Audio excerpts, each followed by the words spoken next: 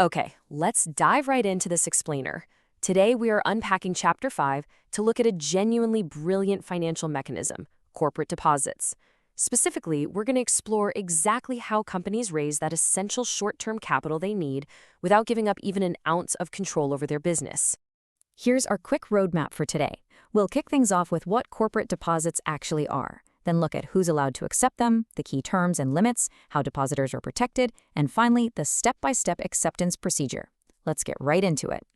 Section 1, what are corporate deposits? The short-term solution. So, to really establish what a deposit is in the corporate world, the crucial thing to understand is that a public deposit is, at its core, just a short-term loan. But it's a loan a company takes directly from the general public, or sometimes from its own members. We are talking about a highly specific, locked-in time period here, ranging anywhere from 6 to 36 months. Now, you might be wondering, why does this even matter? Well, because it's a remarkably cheap source of working capital for a company.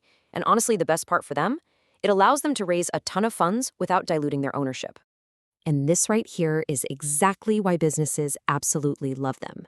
Think about it. If a company issues equity shares, sure, they're securing long-term capital, but they literally have to carve up the ownership pie and hand out pieces of their company, offering variable returns to all those new shareholders. Corporate deposits, on the other hand, they are strictly short-term debt with a fixed interest rate. They're temporary, they solve immediate cash flow needs, and, crucially, they keep the existing management firmly in charge of the whole shebang. Section 2. Who can accept deposits? Classifying companies. Now, obviously, not every business has the same borrowing power. You can't just set up shop in your garage and start taking the public's money. The Companies Act of 2013 acts as the ultimate gatekeeper here. It establishes very strict legal authority and categorizes companies with extreme precision. And this isn't just red tape. It's intentionally designed to safeguard the entire financial ecosystem from reckless, high-risk borrowing. When we break down who can collect from whom, things get really interesting. A private company, or just a standard public company, can only accept deposits from their own members or directors. They basically have to keep it in the family. But to collect from the general public, you must be an eligible public company, and that's no small feat. That means you need a serious financial footprint. We're talking a net worth of at least 100 crore rupees, or a turnover hitting 500 crore. Alternatively, you can be a government company. Essentially, the law demands a proven track record of immense financial stability before you can ever ask the everyday person for a loan. Section 3. Key terms and limits, the ground rules. So, to prevent companies from over-leveraging and getting in over their heads, the government strictly caps total deposits. They measure this against a percentage of the company's paid-up share capital and free reserves. Private companies, they can actually hit up to 100% of that metric from their members. But those eligible public companies and government companies we just talked about, they are strictly capped at 35% when pulling funds from the public. This is absolutely crucial because it ensures massive corporations don't bite off more debt than their core equity and savings can actually cover. Furthermore, the timing is rigorously controlled. The magic numbers to remember here are 6 and 36. Deposits have to have a standard tenure of at least 6 months, and they max out at 36 months. And get this, demand deposits, which is where an investor can just demand their money back at any random time, are completely forbidden. No way. These are strict, fixed terms. This actually gives the borrowing company the reliable breathing room it desperately needs to put those funds to work effectively.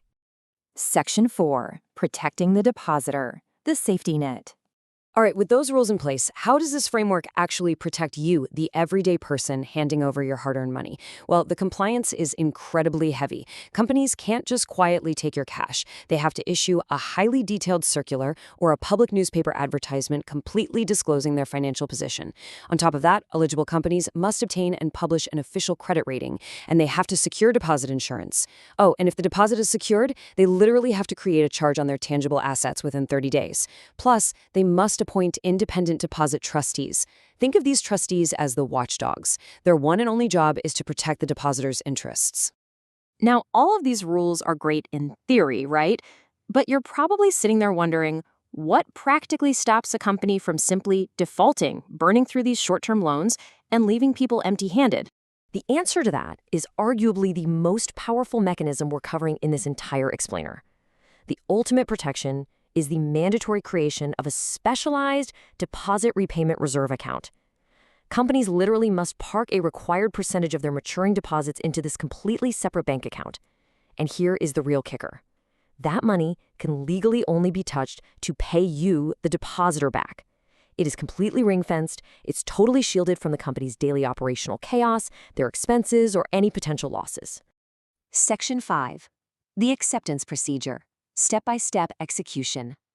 To actually execute all of this in the real world requires total transparency from start to finish. Step 1. The company files that detailed advertisement with the Registrar of Companies a full 30 days before the public even gets to see it. Step 2.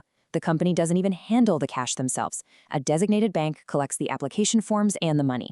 Step 3 involves issuing the vital paperwork. And finally, Step 4 mandates meticulous record-keeping. The company is forced to update their Register of Deposits within 7 days and file a comprehensive annual return every single year by June 30th. I really want to highlight Step 3 for a second here. A deposit receipt is a formal acknowledgement of debt by the company. For the investor, this specific document is the crucial takeaway. It absolutely must be issued within 21 days of the money being received or the check clearing.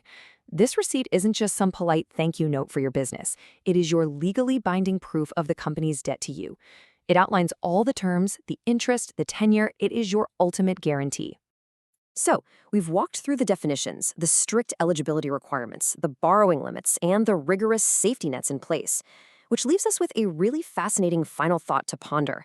Does this complex web of strict rules strike the perfect balance?